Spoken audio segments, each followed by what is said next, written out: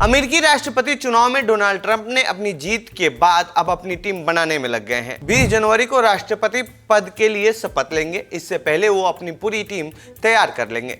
विदेश मंत्रालय, रक्षा वित्त और एनएसए समेत DOGE जैसे पदों की नियुक्तियों की घोषणा कर चुके हैं। ऐसे में उनकी कैबिनेट को लेकर पूरी दुनिया में चर्चा हो रही है। तो आइए जानते हैं इस रिपोर्ट में डोनाल्ड ट्रंप के कैबिनेट में कौन कौन शामिल हो रहा है, इन लोगों से किन देशों की टेंशन बढ़ने वाली है।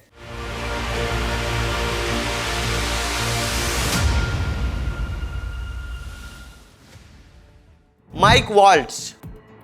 माइक डोनाल्ड ट्रंप के इस नई सरकार में अमेरिका के राष्ट्रीय सुरक्षा सलाहकार यानी NSA होंगे। इनकी पहचान अफगानिस्तान, मिडिल ईस्ट और अफ्रीका में युद्ध को लेकर है।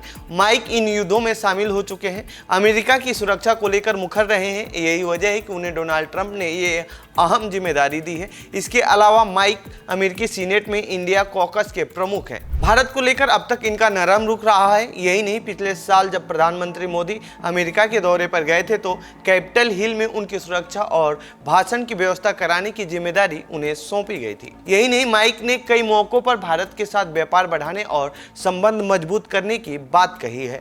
पीट हेग्सेथ।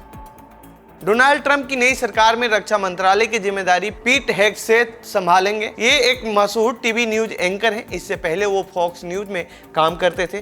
साल 2016 में ट्रंप के चुनाव जीतने पर उन्होंने खुल के उनका समर्थन किया था और इस बार भी चुनाव के दौरान ऐसा देखा गया था। हेग्सेथ इराक और अफगानिस्तान युद्ध पर विश्लेषण चर्चा में भी शामिल रहे हैं। हालांकि रक्षा को लेकर इनके पास कोई विशेष अनुभव नहीं है, लेकिन ट्रंप के खास लोगों में इनकी गिनती की जाती है। तो वहीं बाकी देशों पर इनकी सोच की बात करें तो चीन को नापसंद करने वालों में इनका नाम शामिल है। हालांकि उन्होंने भारत की कभी खुलकर तारीफ तो नहीं की है, लेकिन चीन के मुकाबले भारत को तरजीह देने की उम्मीद जताई जा रही है।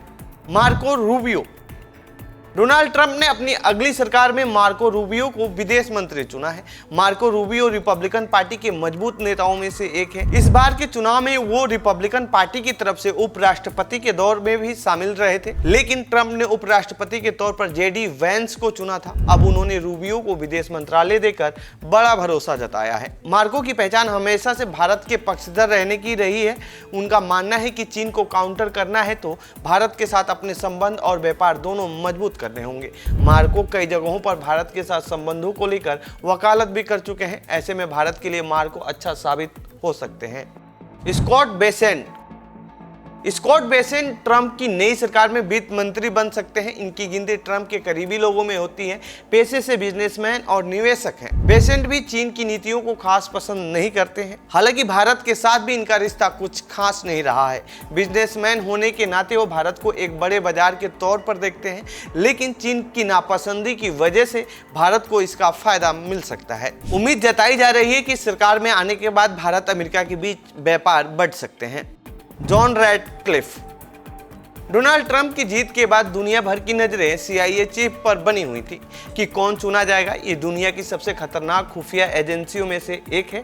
इसकी जिम्मेदारी ट्रंप ने नेशनल इंटेलिजेंस के पूर्व निदेशक जॉन रैटक्लिफ को सौंपी है। इनकी भी पहचान ट्रंप के सबसे करीबियों में की जाती है। ट्रंप अपने पहले कार्यकाल के अंतिम दिनों में इन्हें राष्ट्रीय खुफिया निदेशक के रूप में चुना था। पहले यह अनुमान लगाया जा रहा था कि भारतीय मूल के पूर्व रिपब्लिकन हाउस स्टाफर काश पटेल को CIA का प्रमुख बनाया जाएगा, लेकिन ऐसा नहीं हुआ है। एलन मस्क, विवेक रामास्वामी। ट्रंप ने अपनी सरकार में एलन मस्क और विवेक रामास्वामी को भी अहम जिम्मेदारी सौंपी है। टेस्ला के CEO एलन मस्क और भारतीय वंशी विवेक रामास्वामी को डिपार्टमेंट ऑफ गवर्नमेंट एफिशिएंसी यानी DOGE की अगुवाई करने को कहा गया है। यह विभाग ब्यूरोक्रेसी को क्लीन करने का काम करेगा। ट्रंप को इस डिपार्टमेंट से काफी उम्मीदें हैं, जिसकी उन्होंने चर्चा भी की है। उन्होंने DOGE की जिम्मेदारी सौंपते हुए कहा कि मुझे उम्मीद है कि 4 जुलाई 2026 तक पूरी संघीय ब्यूरोक्रेसी में व्यापक बदलाव आएगा। इससे सरकार में धरातल पर काम अधिक होगा और नौकरशाही कम होगी। यह देश की आजादी की 250वीं वर्षगांठ पर अमेरिका के लिए बेशकीमती तोहफा होगा। मुझे यकीन है कि ये दोनों इसमें पूरी तरह से कामयाब होंगे। तो ये थी डोनाल्ड ट्रंप की नई कैबिनेट से जुड़ी हमारी रिपोर्ट। आपको कैसी लगी यह रिपोर्ट कमेंट बॉक्स में बताएं। साथ ही इस पूरे मामले पर आप क्या कहना चाहते हैं कमेंट बॉक्स में लिखें। बाकी देश दुनिया की खबरों के लिए बने रहिए जनसत्ता के साथ। धन्यवाद।